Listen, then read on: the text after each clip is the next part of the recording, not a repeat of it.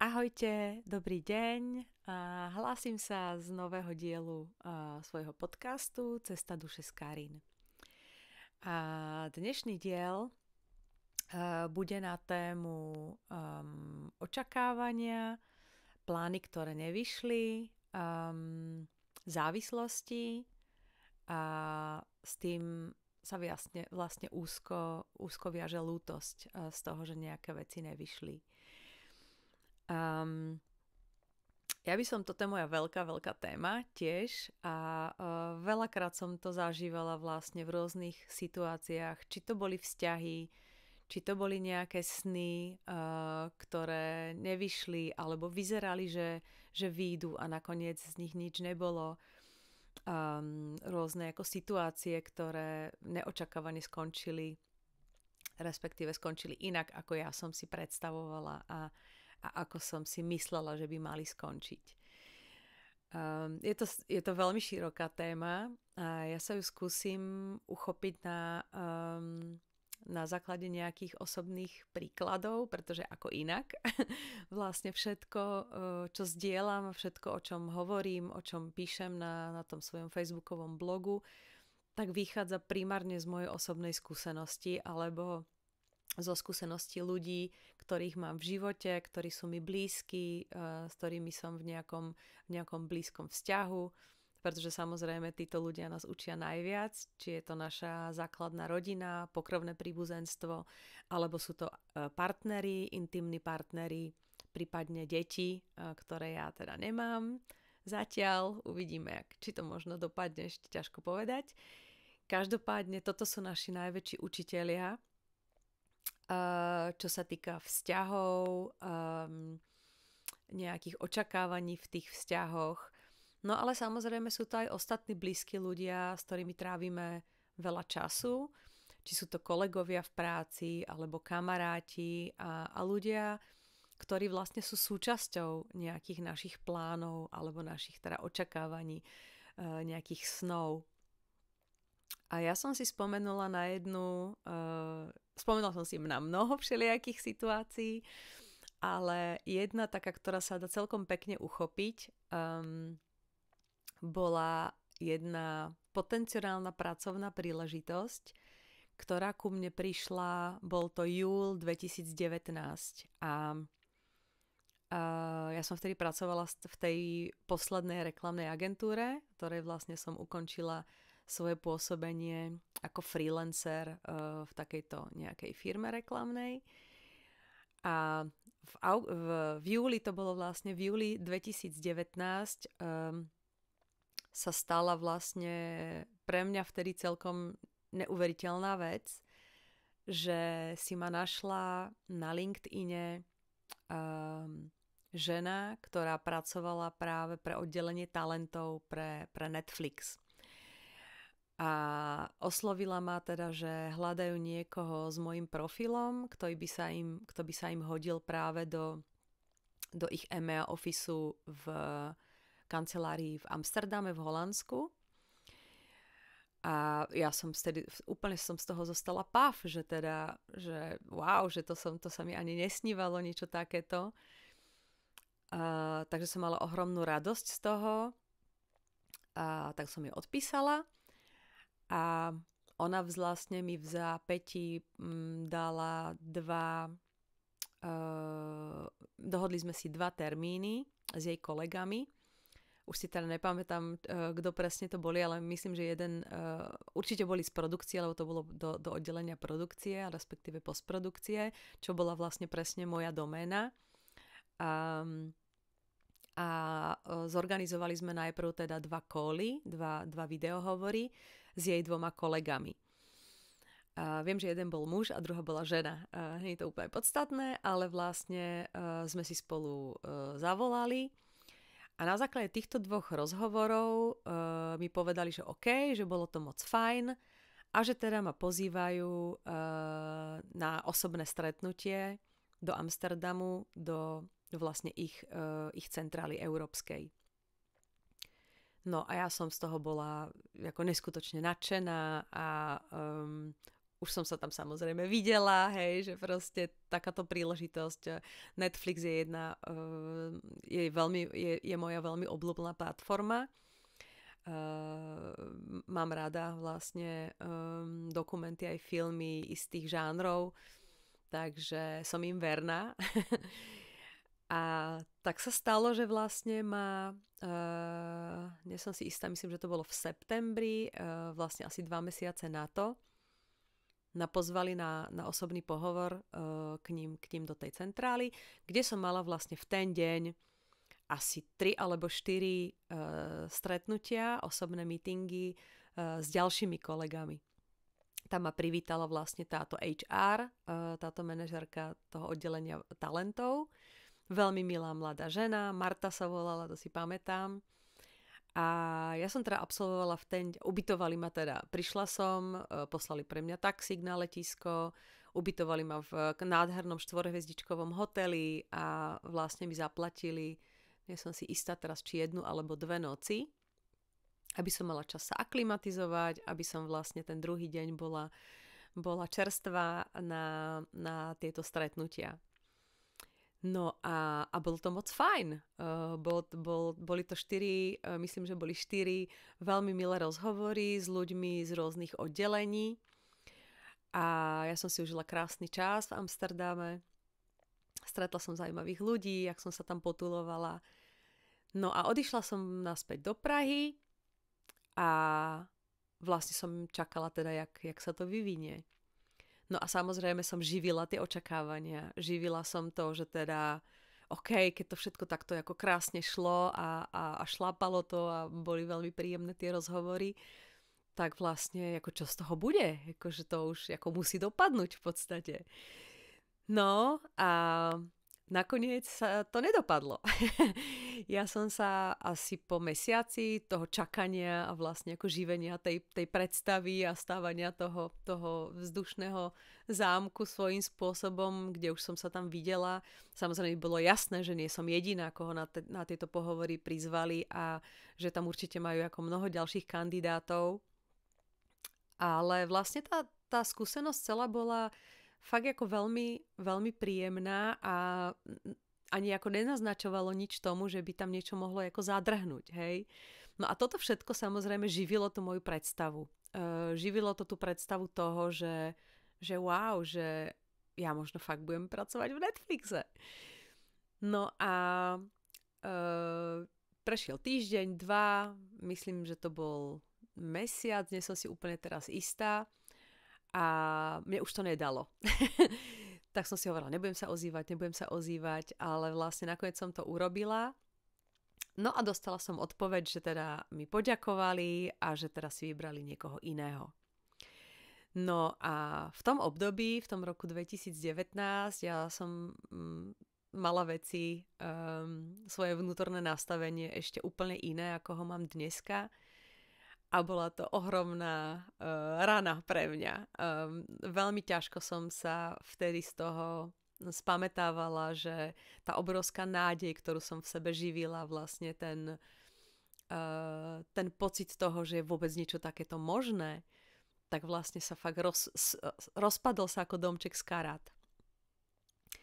A tak som si vlastne povedala, že OK, ako zmierila som sa s tým samozrejme, nejakú dobu som to prežívala, ale som si hovorila, že OK, že prečo to ako ku mne prišlo takáto vec, že keď som to už potom ešte aj neskôr analyzovala, spomenula som si na to asi pred rokom a som si hovorila, že o tom asi aj napíšem, ale vlastne keď mám teraz túto príležitosť, tak som si hovorila, že o tom skúsim porozprávať, pretože to súvisí s ďalšími všelijakými rôznymi druhmi očakávaní a nesplnených snov, ktoré som mala. A tak som si to akoby vyhodnocovala aj v tej dobe predtým, aj tak zhruba pred rokom, aj teraz. A uvedomila som si vlastne, že v tej dobe, keď sa to stalo, tak mne to istým spôsobom vlastne to moje pošramotené sebavedomie, ktoré som mala, tak mi ho vlastne trošku akoby proste pošteklilo, hej, že mi vlastne akoby tá situácia trošku ako nahrala, hej, že wow, že samozrejme mi to ohromne lichotilo, hej, že proste niekto ako Netflix proste prejavil o mňa záujem. Tak vlastne som to vtedy vyhodnotila po takej trošku ako ťažšej fáze, že teda je akoby fajn, že dodalo mi to vlastne odvahu v niektorých veciach, tých profesných, že OK, že tak asi ako niečo robím dobre, hej, že to som si, vtedy som si to, vtedy dávno ešte pred tými, už to je, koľko je to, 5 rokov, som si to dokázala vyhodnotiť takto. Ale vlastne, ak ten život išiel ďalej a prinášal rôzne ďalšie situácie a rôzne ďalšie sklamania a rôzne ďalšie nesplnené očakávania, tak vlastne ma to aj po ďalších iných skúsenostiach vlastne tak akoby okresalo tie ostré hrany tých situácií a vlastne dneska to vnímam tak, že presne toto som sa mala na tom naučiť. Že ja naozaj verím tomu, že nič sa nedieje len tak, že každá vec, každá situácia, ktorá nastane, tak má nejaký význam. Hovorí sa, že ani jedna snehová vločka nepadne náhodou na nejaké miesto. A ja som teda presvedčená o tom, že aj táto skúsenosť vlastne mala absolútne svoj význam a naozaj v tej dobe som to bola schopná vnímať tej rovine, že malo ma to povzbudiť profesne, hej, že proste naozaj asi teda niečo robím dobre a zrejme to, čo mám za sebou, není už len tak ako hocičo, hej, predsa len tých ako 20 rokov v tej branži a tá práca, ktorú som vlastne odviedla, tak sa zrejme akoby podpísala na tom, nielen na tom rezume, ale vlastne ten kredit môj na trhu vlastne tomto má nejakú hodnotu. Takže v tomto ma to ohromne povzbudilo vtedy, aj keď to nevyšlo. No a samozrejme, keď sa teraz akoby pozriem naspäť, tak na tú cestu, ktorú vlastne mám za sebou a všetky tie veci vlastne, ktoré ma na nej stretli, tak si vravím, že ako, kade by sa ten môj život uberal, keby som tam naozaj išla.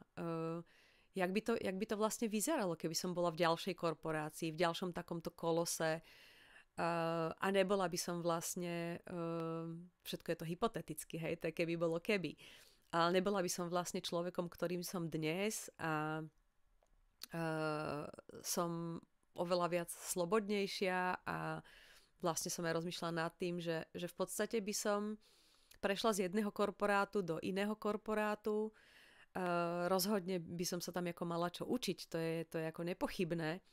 Ale vlastne som si hovorila, že proste fakt nastalo také akoby hlboké vnútorné zmierenie, nielen s touto situáciou, ale s mnohými ďalšími, že to fakt tak malo byť, že to tak a nijak inak to nemohlo byť. Proste tá situácia sa vyvinula tak, jak sa mala, tiež z nejakého dôvodu.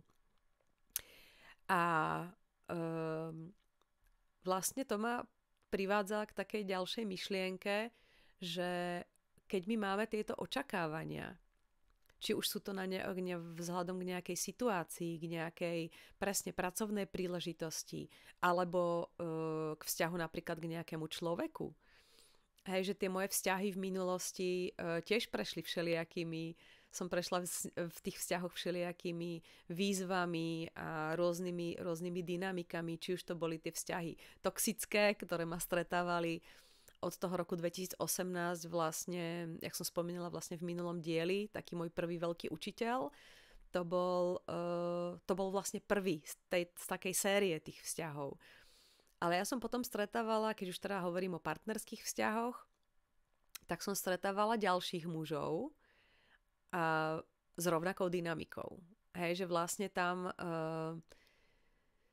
som vlastne v tých vzťahoch vypozorovala podobné znaky toho, že tí partneri sa ma snažili tak nejak akoby vtesnať do nejakých mantinelov alebo sa ma snažili nejakým spôsobom manipulovať. A zaujímavé na tom bolo, že ten prvý vzťah tohto typu, ten trval 0,5 roka. Ale každý ďalší vzťah tohto typu jeden z nich trval asi 2 mesiace, ďalší trval asi 2 týždne A vlastne to bolo vďaka tomu, že ja som sa vedela vidieť samu seba a vedela som si vlastne už o to lepšie nejakým spôsobom ako vyhodnotiť, ako ja reagujem na tieto situácie. Samozrejme, sa hovorí, že keď tá skúsenosť jedna, ktorá príde a my sa z nej nepoučíme, tak ten človek príde v inom tele a dá nám tú istú lekciu, a tá sa opakuje, až kým ju nepochopíme. Hej? Čiže vlastne tí ostatní partneri vlastne boli naozaj akoby rovnaké typy a vlastne na mne bolo tá moja lekcia z toho celého mala byť o tom, aby som sa tam naozaj zbadala a aby som si vyhodnotila, že či mi to teraz za to stojí. Hej?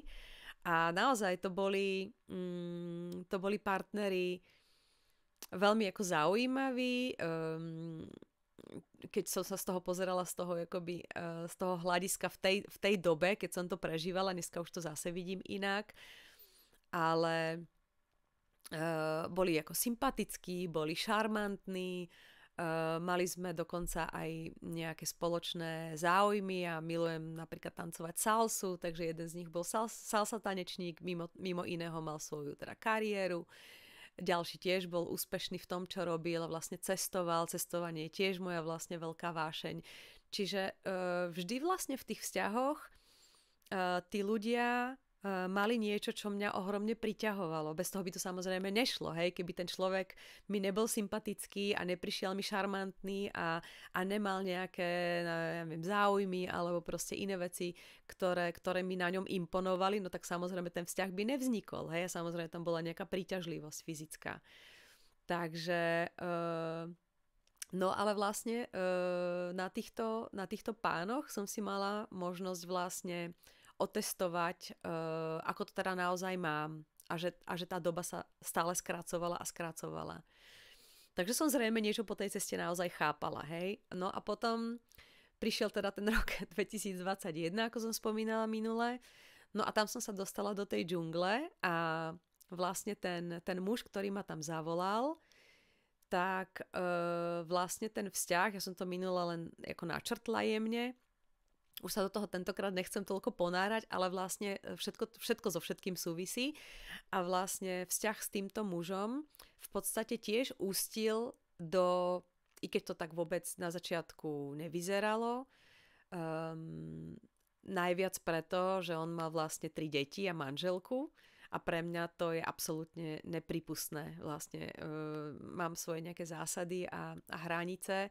Čiže vlastne keď sa to začalo ukazovať postupne, jak vlastne oni začali používať na mňa nejaké tú svoju mágiu, tak ja som bola rezistentná voči tomu, pretože som si povedala, že teda ako on by bol sympatický a bol mi sympatický viac a viac, ale vlastne vďaka tým mojim zásadám ja som si hovorila, no tak mi môže byť sympatický ako chce, že ja mám proste svoje zásady. No a toto bol vlastne, keď sa pozriem spätne na tých partnerov, minimálne 3 alebo možno 4, tak vlastne toto tiež svojím spôsobom sa vyústilo v to, že to vyzeralo, že teda budeme partneri. A on mi vtedy vlastne, keď ja som cítila nejakú príťažlivosť, došli nejaké vlastne počas ceremónií došli nejaké náznaky, že teda on niečo robí, aby ma k sebe pripútal. To bola vlastne tá vec. Tak vtedy ja som bola ešte stále u seba a vlastne som ho s tým konfrontovala a hovorila som mu, že teda nech mi povie pravdu, či niečo urobil. A on mi samozrejme tvrdil, že nič neurobil. Ale vlastne mne to nedalo. Mali tam vplyv na to ešte ďalšie faktory a jedna žena, ktorá bola vlastne na jednej z tých ceremonií so mnou a ona mi teda veľmi pomohla. Ja som ju spomínala už vlastne v tom minulom dieli a ona bola jedna z ľudí, ktorí vlastne mi dali taký ako nestranný pohľad na tú situáciu a došiel tam taký impuls aj z jej strany a všetko to do seba ale hlavne zapadalo, hej, že ja, jak som mu vlastne položila tú otázku, či urobil niečo, aby ma k sebe pripútal, pretože to bola tá informácia, ktorá ku mne prišla, tak on to poprel. Ale vlastne ako sme sa spolu rozprávali o tom viac a viac, tak on vlastne postupne stále viac priznával, že cíti ku mne nejakú náklonnosť. A zaujímavé bolo, že my keď sme sa stretli v tom Ekvádore, tak vlastne ja som žiadnu náklonnosť k nemu vlastne necítila. Ale ako náhle som prišla do toho Peru za ním a vlastne k tej rodine, tak zrazu som začala cítiť tú náklonnosť. Zrazu som si uvedomila, že on mi voní, že vlastne, že ma nejakým spôsobom ako priťahuje, ale ako som hovorila, vlastne mohlo sa mi zdať, čo chcelo. Ja som mala a stále mám samozrejme svoje zásady. Ja som si hovorila, no tak ten človek má rodinu a má deti, takže môže sa mi páčiť ako chce. Páči sa mi takto x ďalších mužov, alebo proste môže byť sympatický a tým pádom to pre mňa hasne. No ale vlastne ono sa to ďalej vyvíjalo tak, že oni tým, že začali pôsobiť na mňa nejakými proste tými svojimi schopnosťami, tak vlastne naozaj nakoniec docielili to, že počas jednej ceremonie ja som začala cítiť enormnú lásku k tomuto človeku. To trošku zase zachádzam do toho príbehu, pretože, ale ono to vlastne spolu všetko súvisí. V podstate to, čo sa odohralo, tak vlastne nebola láska. To bola vlastne manipulácia. Spirituálna manipulácia.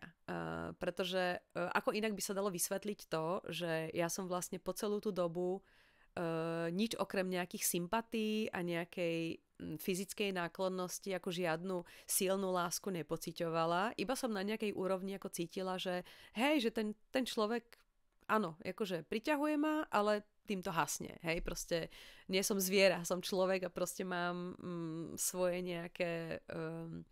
viem sa ovládať, hej, nejednám pudovo.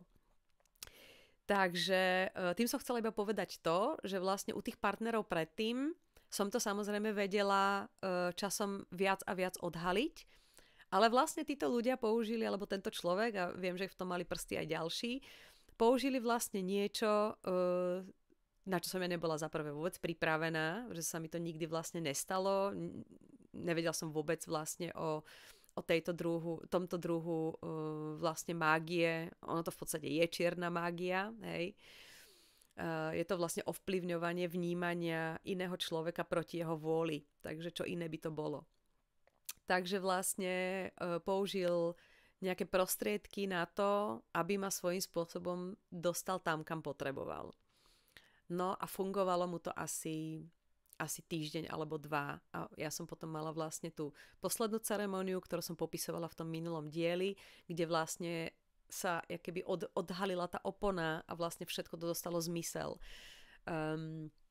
V tom príbehu je mnoho ďalších ľudí, ktorí vlastne nepriamo tým, že mi hovorili svoje príbehy a hovorili vlastne to, čo sa im stalo, tak vlastne vďaka tomu mne tam ako naskakovali nejaké žiarovky, sa tam rozsvecovali, ale ja som proste tomu nechcela uveriť, že by to tak mohlo byť.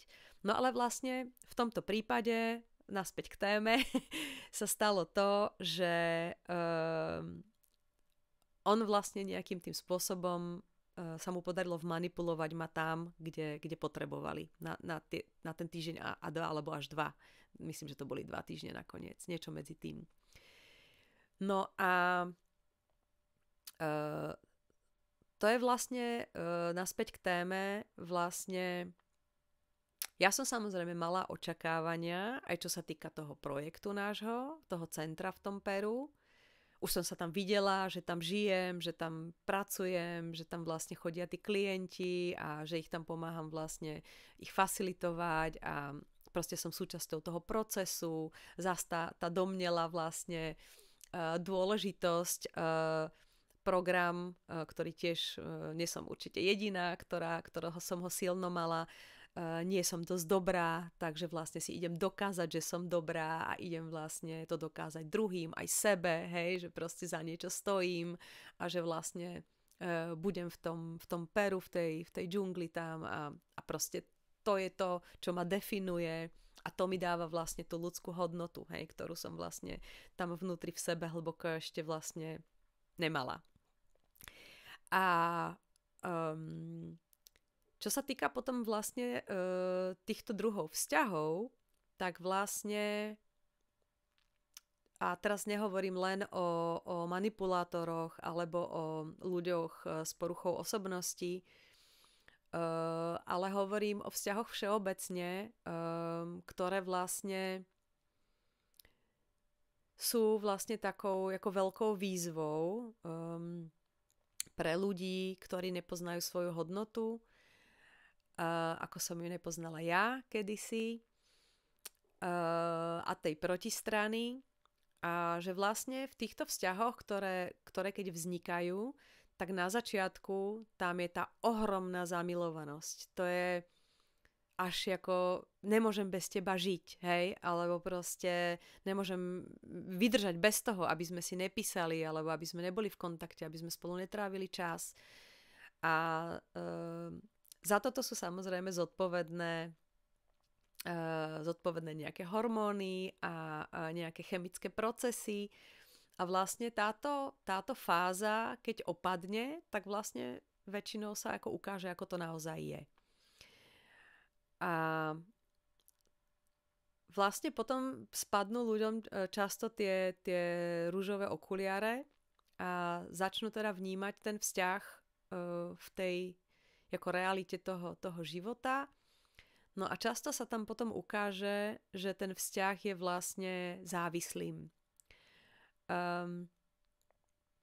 Tým, že vlastne ten človek, ktorý nemá dosytené to svoje, tak vlastne hľadá to, čo nemá on sám u seba, tak často hľadá u toho druhého človeka. Hej. Není lepší príklad ako sebaláska. Keď ja vlastne sama nepoznám svoju hodnotu a nedokážem vlastne milovať samu seba, tak ako môžem milovať niekoho iného? Hej, ono sa hovorí, že vlastne sme, aj tiež to rada používam, že sami seba sme schopní milovať do tej miery, respektíve takto iných dokážeme milovať do tej miery, do akej dokážeme milovať sami seba. A vlastne my, keď nemáme to niečo u nás, sami vnútri, keď my vlastne nemáme tú sebalásku, tak ju vždy hľadáme niekde vonku. Hľadáme ju od toho partnera, hľadáme to ocenenie u druhých ľudí, v práci, v kamarátskych vzťahoch. Hej, že vlastne to, čo vlastne čím sa nevieme dosytiť my sami, tak vždy budeme hľadať niekde vonku. Hej, že ono to, je to fakt priama úmera. A preto vlastne vzniká závislosť na nejakých týchto externých faktoroch zvonku, hej. Či to je vlastne ten pocit tej lásky, hej. Láska nie je cit. Láska je forma bytia. Láska je to, čo vlastne každý v sebe musí nejakým spôsobom nájsť, alebo ja hovorím znovu objaviť, pretože podstatou každého jedného človeka je láska.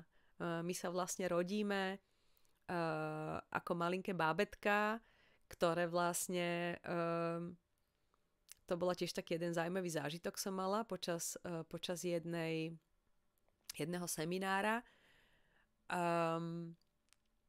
Ale vlastne som si uvedomila, že už som to zažila predtým. Vlastne prišlo to ku mne tiež počas jednej meditácie, že vlastne keď sa narodí malé dieťatko, myslím, že som o tom dokonca už raz písala, keď sa narodí malé dieťatko, tak vlastne je to nevinné, krásne, voňavé, malé bábätko a vlastne ono nie je nič iné, iba láska.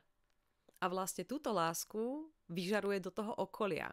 A vlastne tento vzťah, ktorý majú jeho rodičia k tomuto dieťatku, keď má to šťastie, že rodičov má, keď má to šťastie, že zostane v rodine a není niekam odložené, tak vlastne tam to je koncentrovaná láska. Vtedy vlastne tí rodičia sú schopní bezpodmienečnej lásky k tomuto malému tvorovi, proste k tomuto dieťatku, ktoré sa narodí a vlastne zrazu ako naplňuje ich život. Hej? Že pre mnohí ľudia, ktorí deti majú, tak tvrdia, že deti sú zmyslom ich života. Že vlastne matky, ale aj otcovia, ktorí dajú vlastne život novému človeku, maličkému, tak vlastne to je pre nich neuveriteľná transformácia, ktorá vlastne sa stane.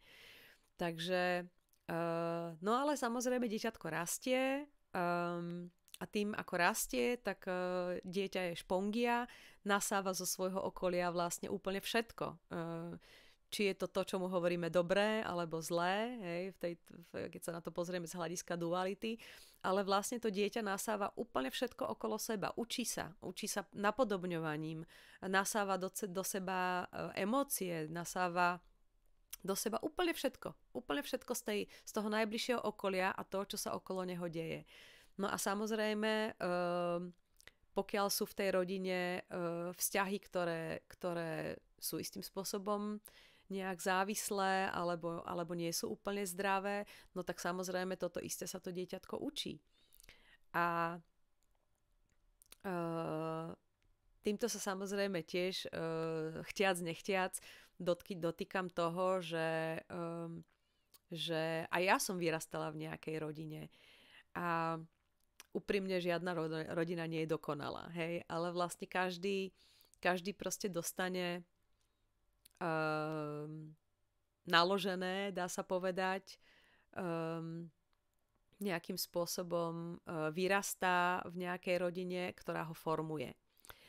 A aj tie vlastne očakávania, ktoré máme, alebo vlastne veci, na ktoré sa upíname v tom živote, tak vlastne istým spôsobom formuje to, alebo ako sa staviame k týmto veciam, keď niečo vyjde, alebo niečo nevyjde, ako sa vlastne k tomu staviame, k tomu výsledku potom z tohto, tak môže byť z veľkej časti ovplyvnené tým, ako to dieťatko vyrastalo, ako vlastne to mali tí jeho rodičia, hej. Mám som teraz v poslednej dobe veľmi zaujímavé rozhovory s úžasnými ženami, s mojimi kamarátkami, myslím, že to môžem povedať. A narazili sme niekoľkokrát vlastne na takúto tému, že jedna z tých tém napríklad bola o tom, že niekde proste sa nachádza dievčatko, ktoré vlastne veľmi lípne na technológiách, či je to tablet alebo teda telefón. A ja som uviedla taký príklad vlastne z praxe, kde keď som pracovala v tom štúdiu, tak tam boli mamičky, ktoré sme sa tiež takto bavili jedenkrát po lekcii, ako to teda majú s tými telefónmi, ako to majú s tými tabletmi, že teda používajú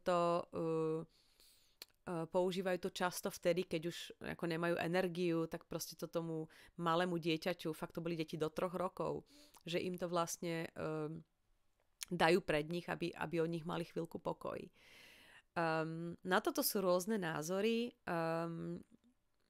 Ja som osobne není až tak ako striktná, pretože oni tie technológie tu sú. Nejde sa tomu podľa mňa vyhnúť úplne. A ďalšia vec, keď tie deti vidia, že to používajú rodičia, tak je ťažké vlastne zaprieť, že také niečo existuje, hej, že je to ako normálna súčasť našich životov. Ale súhlasím s tým, je taký jeden známy český neurovedec, teraz si bohužiaľ nespomeniem na meno, ale on má prednášky na túto tému a on je teda hodne drsný v tomto, že vlastne tam hovorí do nejakého veku technológie 0. Nie som si teraz istá, či nechcem kecať, ale do nejakého možno 7. roku, alebo vlastne niečo také, do 10 rokov myslím hovoril ako hodinu, že to má byť ako regulované. A toľko vlastne k závislostiam, že oni tie deti sa to samozrejme zase učia iba doma. Hej, oni sa to nemajú kde inde naučiť. Samozrejme, keď prídu medzi kamarátov a vlastne sú v nejakom v tej svojej bubline potom, tak jasné, že sa s tým stretnú. Hej, ono to naozaj nejde úplne vylúčiť. Proste sme v 21. storočí. Ale vlastne to prostredie, v ktorom tom dieťa vyrastá, tak toho najviac formuje. Ono vlastne do toho veku, pokiaľ sa začne socializovať a mať svojich vlastných kamarátov, tak samozrejme, že ho formuje najviac to prostredie doma. To je len ako jeden z príkladov. A čo vlastne sa týka ešte závislosti nejakých ostatných, to som hovorila o vzťahoch, tak je zaujímavé, tiež moja vlastne veľká téma a není to tak dávno, čo som sa dostala k jednému pánovi, skvelému astrologovi. A prvýkrát v živote som si vlastne nechala urobiť osobný horoskop. A ja som k tomu horoskopu mala celý život taký celkom vlažný vzťah. Som si hovorila, áno, som rak, v astrológii som v čínskom horoskope som drak, potom som vedela, že som osmička v numerológii. Ale tak nejak, pokiaľ som žila v tom vlastne živote predtým, v tom starom živote, tak som vlastne toho raka, ktorý je empatický a je citlivý a vlastne si ako zalieza a je rodinný typ a všetky tieto veci, som to tak brala, že čo ja viem, hej, že proste nebolo to nič, čo by ma nejak ako extrémne zaujímalo. Pretože som to ani, tá moja vlastne citlivosť a tá empatia, senzitivita zďaleka nebola takto rozvinutá, ako vlastne je dnes. A ja som za tým pánom vlastne išla z úplne iného dôvodu, dá sa povedať, pretože som potrebovala zistiť alebo upresniť svoj čas narodenia. A to bolo kvôli tomu, že, ako som hovorila, minule už som spomínala human design. Pokiaľ chceme poznať svoj typ v human designe, tak tomu samozrejme potrebujeme čas narodenia. No a moja mama si ho nepamätala, takže najprv som stretla jedného muža, ten mi ho odhadol, ale nakoniec sa ukázalo, že ten odhad nebol správny a dostala som kontakt na tohoto pána astrologa, ktorý je pán astrolog par excellence a objednala som sa k nemu na pol hodinku, aby mi vlastne aby si ma ako navnímal nejak a dal mi nejaké otázky a podľa toho vlastne určil ten čas narodenia. Takže dneska ho viem s presnosťou na desiatky minút. A jak som tam u neho sedela, tak vlastne on o tom tak zaujímavo rozprával už počas toho, jak si sme zisťovali ten čas, že som sa ho potom spýtala, že či teda ako nemá úplne náhodou čas na vlastne celý výklad, čo teda bol tiež taký zázrak trochu, pretože on má vybukované až, to bolo niekedy asi pred mesiacom, pred 2, a on má vybukované až do septembra. Čiže vlastne to, že som tam ja sedela a spýtala som sa ho, či náhodou nemá čas na výklad, ktorý trvá 2 hodiny, tak som mala obrovské šťastie, že to tak bolo. A on mi vlastne začal vlastne podľa toho, ja neviem, jak sa to volá, ten graf, podľa toho postavenia planét v čase môjho narodenia, tak začal vlastne rozprávať o veciach, ktoré ja som ako nechápala, jak je možné, že ten človek toto všetko môže vedieť. Mal z obrovskej časti, mal pravdu, ale boli tam také biele miesta, také akoby prázdne miesta, ktoré vyplňal. A jedna teda z vecí, ktorú mi povedal, okrem toho teda, že som citlivá duša a že ako mám jemnú dušu a že vlastne si musím dávať pozor na také a také veci. Mnoho vecí sme tam prešli, mimo iného tam bolo aj o partneroch, tam sa presne ukázalo vlastne, akých partnerov som mala, že to mali byť takíto veľkí učitelia pre mňa, že to tak naozaj bolo. A jednu z vecí, ktorú mi vlastne povedal, už neviem, v ktorom dome to bolo, ale hovorí mi, že máte obrovský sklon k závislostem. A ja som sa tak ako usmiala a hovorím si, áno, ja viem, ja som tiež už v živote prešla všetkými možnými závislosťami, či už teda to bol alkohol, nebola som alkoholik, aspoň teraz si myslím, bolo to také víkendové pitie s kamarátmi a na parties, boli tam drogy, ktoré sme užívali proste na tých parties rekreačne, cez víkend väčšinou teda. A rozhodne som mala aj iné nakupovanie napríklad. Ja mám asi toľko topánok a ja nepoznám nikoho, kto má viacej topánok. Ja keď som sa sťahovala a sťahováci videli, koľko mám bod, tak sa ako smiali a hovorím si, áno, ja viem, ja sa liečím. A fakt to bolo neskutočné, že ja som fakt dokázala svojho obľúbeného e-shopu si nechať každý mesiac posielať veľký balík. som tie veci už nemala potom kam dávať. Čiže všetky tieto závislosti vlastne som uznala, áno, bolo to tak a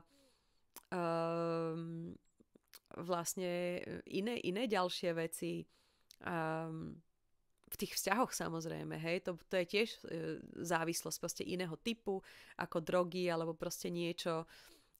Hovorí sa vtipne, je to naozaj akoby zvláštny fór, že nové veci, alebo nové topánky vydajú za terapeutické sedenie. No áno, ale na ako dlho. Hej, že proste ten dopamín, ktorý sa vylúči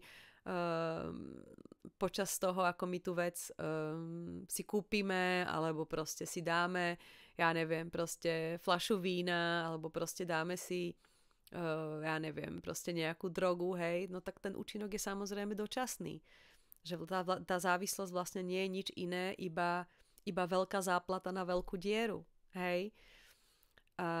Čiže na tému závislosti by som tiež vedela rozprávať dlho a vlastne o tých rovinách vlastne, kde sa to všade prejavovalo.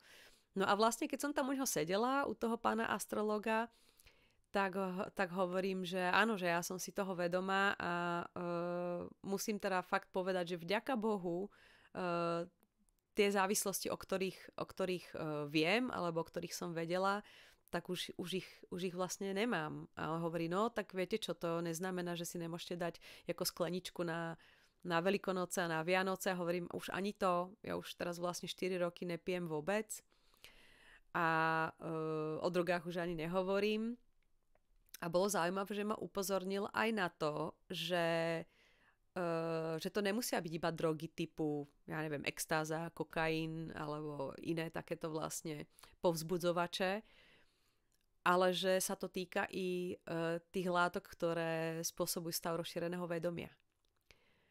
A to som sa tak ako docela zháčila a som si hovorila, viete čo, že to je zaujímavé, že to hovoríte. Vlastne ja som to asi, ako neviem, či som to mala až tak, že som akoby lipla na tom, že musím tieto látky vlastne užívať ako neustále. Mala som to obdobie, keď som žila samozrejme v tej džungli. Ja som vlastne mala dohromady asi 15 ayahuaskových ceremonií. Ako není to žiadne veľké číslo. A potom som skúsila nejaké iné látky tohto typu. Ale vlastne už v tom momente, keď som u ňoho sedela, tak som mu povedala, že viete čo, ale ja vlastne už ani tieto látky nepotrebujem. Že ja si dneska naozaj vystačím s meditáciou. Ja mám v tej meditácii všetko to, čo som kedysi vlastne bola schopná prijímať počas tých ceremonií alebo počas tých sessions, tých zážitkov proste s tými látkami rozširujúcimi vedomie. A to ma teda pochválil, hovoril, že OK, že to je ako dobré. A fakt ako zopakoval to niekoľkokrát. Ja hovorím, že ja vám ako ďakujem, že to hovoríte. Asi som naozaj mala prísť až teraz. Zrejme to v tom horoskope je, pretože v tom mojom živote sa to niekoľkokrát ukázalo, že to tak je. A pre mňa osobne naozaj, ja som ako vďačná za každú z tých lekcií, za každú z tých medicín, pretože v tej dobe, keď sa to dialo, v tej dobe, keď som vlastne aj žila v tom Peru, alebo mala som nejaké ceremónie aj tu v Čechách, tak to malo absolútne akoby zásadný význam pre mňa, že ja keby som vlastne nezačala s tými medicínami, tak by ma to zaprvé nepriviedlo na tú cestu do tej Amazónie a neobjavila by som tie veci, na ktoré som zase v tej dobe bola pripravená. To boli vrstvy, hej, že proste to liečenie nie je lineárne, ale odohráva sa proste vo vrstvách a vlastne tie veci, ktoré sa odkrývajú, tak všetko so všetkým súvisí. Čiže oni naozaj zohrali v tom mojom živote veľmi zásadnú úlohu a ja som za to vďačná, ale fakt je ten, že dneska naozaj žiadne medicíny ani tieto látky nepotrebujem a hovorím tomu, že tá medicína sa z nejakého dôvodu volá medicína, že to nie je, to nie sú lentilky, hej, alebo proste to není, aspoň ja to tak vnímam, ja tento názor nikomu rozhodne ako nevnúcujem, pretože viem, že sú ľudia, ktorí pijú ajujasku alebo si dávajú proste tieto látky kľudne každý týždeň, chodia na ceremonie a je to ich cesta, ja to plne rešpektujem, ale vlastne ja to vnímam tak, že keď ten človek akoby potrebuje a inklinuje k tomu a je o tom presvedčený, že to je pre ňoho to správne, tak je to samozrejme v poriadku a keď ho to volá, tak to teraz aby ma tu niekto neobvinil zo šírenia toxikománie, ale je to ako, môže to byť úžasný nástroj, rovnako ako ďalšie úžasné nástroje, či je to breathwork alebo rôzne ako iné metódy. Ale v tej dobe, keď som to ja potrebovala, keď sa to dialo, tak to pre mňa naozaj malo veľký význam.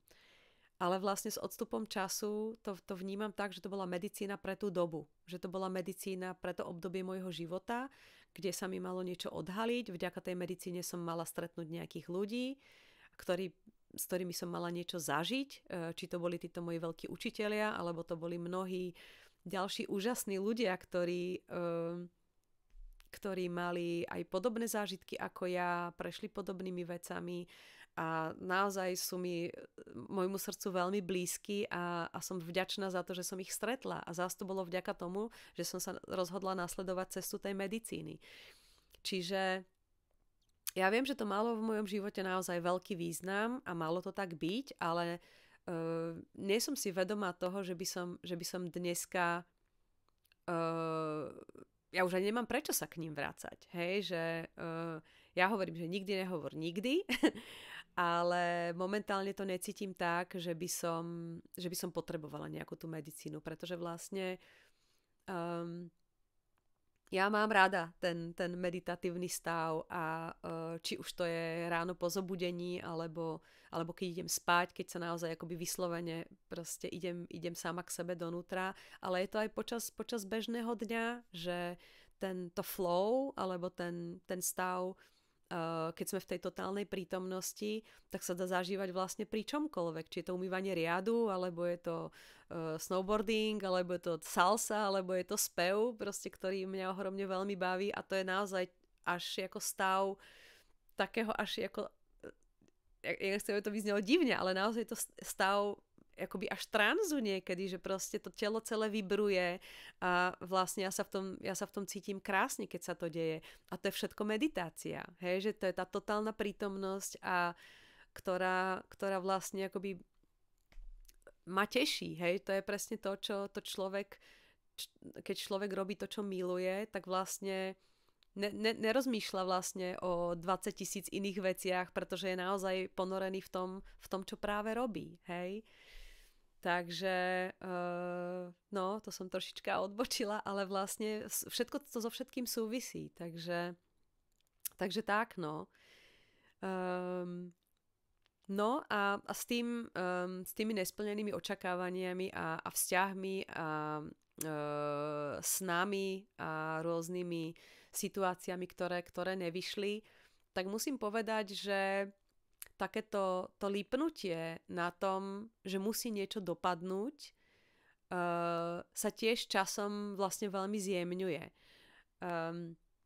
Ja som si to začala všímať na takých aj celkom vlastne akoby obyčajných veciach, že príklad, hej, že keď som cestovala po tom Ekvádore, súčasťou čoho bola vlastne návšteva toho centra, kde som si dala ten retreat, tak som si dovolila výlet na Galapágoch a bol to neskutočný zážitok. A doniesla som si odtiaľ fakt nádhernú takú béžovú mikinu z biobavlny, naozaj úplne taká ako ňuňacia mikina. A pamätám si, že teda už som bola v Prahe a vyprala som ju a omylom som tam dala nejaké nohavice červené a tá mikina bola celá flakatá, proste bola celá, proste mala tie nejaké žmolky na sebe. Tak som sa na ňu akoby pozrela a som si hovorila, OK, no, ako áno. Fakt som sa tešila, že som si ju kúpila, fakt som mala z nej ako radosť, ale ako prečo nad tým lamentovať? Prečo nad tým ako plakať? Že není to koniec sveta, není to nič, na čom by stál môj život. A bola som ako fakt prekvapená z toho, ako ľahko vlastne som tú situáciu prešla, hej? Alebo sú to ako situácie, ja neviem, niečo sa mi rozbije, hej? A samozrejme, keby to bola nejaká ako vzácna vec po babičke, alebo niečo, k čomu mám ako hlboký citový vzťah, s touto mikinou tiež to bolo také, akože OK, vec vlastne akoby bežnej spotreby, tak ma to až tak hlboko nezasiahlo, ale prečo to hovorím je, že pamätám si v minulosti, že by som to brala fakt ako tragédiu, že by ma to aj trápilo celkom, že vlastne som o takúto vec prišla, hej. A dá sa na to pozerať vlastne z mnohých rovín, aj v tých vlastne očakávaniach, ale čo som chcela povedať vlastne, že čo mne osobne veľmi pomáha v súčasnosti je, že keď aj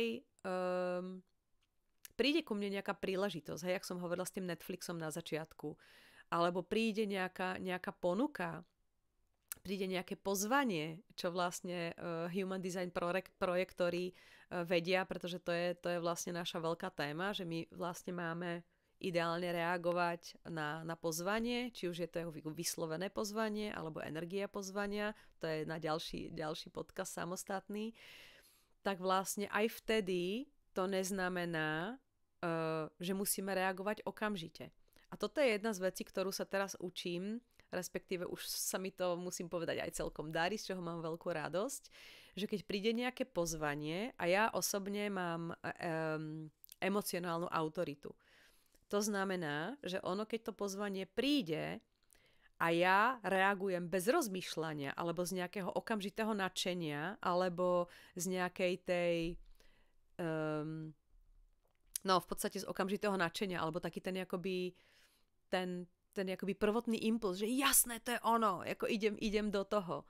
Tak sa mi často stalo, že to je vlastne už je tam rovno za tým nejaké obrovské očakávanie, tak sa mi často stalo, že som si proste nabila držku. Hej, že som si to nenechala akoby prejsť hlavou, alebo nenechala som vlastne, to sa zase týka tej emocionálnej autority u toho projektora, že tam by vlastne ideálne mala prebehnúť celá taká akoby vlna od toho nadšenia do nejakej akoby roviny toho, že aha, možno to není ono, ešte chvíľku počkám a keď sa vlastne celá tá vlna zopakuje a vrátim sa do toho bodu znova, že to naozaj chcem, tak až vtedy by som sa mala ideálne rozhodnúť. Ale to je na ďalšiu tému.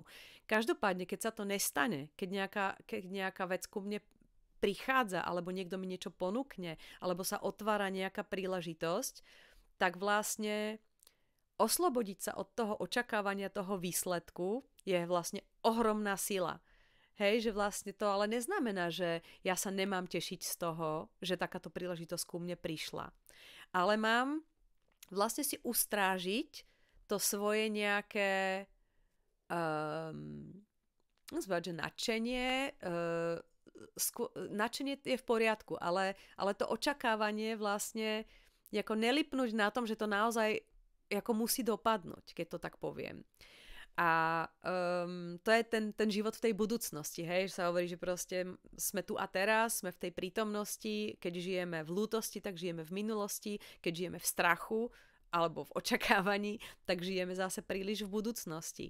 A vlastne v tej prítomnosti to je jediné, čo my môžeme ovplyvniť. A vlastne v tej prítomnosti ja si vlastne uvedomujem, že teraz to tu ešte nie je. Tá možnosť tu je, ale vlastne čo ja môžem urobiť je, že prestanem na tom lipnúť a prestanem vlastne živiť to očakávanie. Prestanem živiť tú závislosť na tom výsledku, ktorý vlastne ešte ani nenastal a ja vôbec neviem, či nastane. Hej? A keď je to ťažšie, keď vlastne sa s tým nejaký akoby keď sa s tým potýkam, vlastne mi to furt tam ako chodí, tak si poviem vlastne, že som sa naučila naozaj akoby odovzdať to vyššej nejakej autorite. Odovzdať to nejakej vyššej moci, zodpovednosť za to, ako to skončí, odovzdať hore. A vlastne, keď to pre mňa naozaj je, keď tá vec, alebo tá ponuka, alebo ten vzťah možno je naozaj určený pre mňa, tak to tak bude. A ja to v tejto chvíli vlastne nemôžem ovplyvniť. Hej, s tým sa pojí ďalšia téma, napríklad manifestácie, veľa ľudí o tom hovorí, ja som sa tiež o to kedysi zaujímala, ale vlastne v konečnom dôsledku som prišla na to, že keď sa akokoľvek snažíme manipulovať tú budúcnosť, tak veľmi o tom hovorí pekne napríklad Sylvia Ray, že my keď vlastne, to sa volá, že násilná manifestácia, keď ja akoby trvám na nejakom výsledku, alebo si akoby manifestujem nejakú vec, alebo proste niečo, čo chcem, aby sa stalo, tak vlastne sa zameriavam na tú jednu jedinú vec z tých ohromného množstva tých možností, ktoré tam sú a o ktorých ja ani neviem. A vlastne tá sloboda v tom, pre mňa osobne, už to tiež chápem z inej roviny ako kedysi, je, že naozaj pustím to lipnutie na tom a nechám, aby sa tá situácia, to pozvanie alebo ten vzťah rozvinul tak, ako je pre mňa najlepšie. To znamená, že ani sa nesnažím to manipulovať nejak, ale poviem si, OK, no ono keď to má byť, tak sa to aj tak stane. Naozaj žiadne náhody neexistujú. To je moje osobné presvedčenie. Môže si každý myslieť samozrejme, čo chce, ale ja som presvedčená o tom, že náhody nie sú. A keď je pre mňa niečo určené, tak ma to aj tak neminie. A keď ja niečo chcem, strašne to chcem a nedopadne to, tak zase tam bude iba frustrácia. Čiže vlastne to neznamená, že sa nemám už vlastne o nič snažiť, hej? Ale ja môžem v súčasnosti robiť to, čo ma teší, čo ma vyživuje, čo nejakým spôsobom ma privádza stále viac a viac ako k samej k sebe. To neznamená, že sa v tom procese alebo v tom živote samotnom ako nevyskytnú ďalšie nejaké momenty, keď samozrejme príde, ja neviem, príde strach z budúcnosti, alebo príde nejaká lútosť na chvíľu. Ale vlastne ja v tej súčasnosti, v tom prítomnom okamihu môžem vlastne s touto emóciou pracovať. A o tom si tiež niekedy asi povieme, alebo poviem. To je tiež moja veľká téma, že vlastne ako naložiť s tým, keď príde takáto nejaká emócia, či už je to lútosť, alebo je to nejaké očakávanie, alebo strach, hej, ale vlastne, čo vždycky funguje mne, keď si s tým neviem poradiť, alebo nemám možno energiu na to, tak to vlastne odovzdať to hore. Tú zodpovednosť za to, ako to dopadne, ako sa to bude ďalej vyvíjať, odovzdať to hore. Tak fajn, tak ja pozerám, že už zase rozprávam hodinu, takže veľmi pekne ďakujem, ak ste dopočúvali až sem a za vašu pozornosť a budem znovu rada, ak mi dáte vedieť a ďakujem veľmi pekne za všetky správy a za všetky povzbudenia a za každú milú spätnú väzbu, naozaj ma to fakt teší, že tento môj výmysel zrejme má nejaký dobrý dôvod. Takže veľmi pekne za to ďakujem a pozdravujem vás, prajem krásny deň a budem sa tešiť zase niekedy na budúce. Tak krásny deň a keď to tak cítite, tak môžete dať odber tohto kanálu alebo môžete sa pripojiť aj na ten blog Cesta duše s Karin na Facebooku. To sú možnosti, ktoré sú k dispozícii. Takže ešte raz krásny deň, majte sa pekne, dovidenia, ahoj!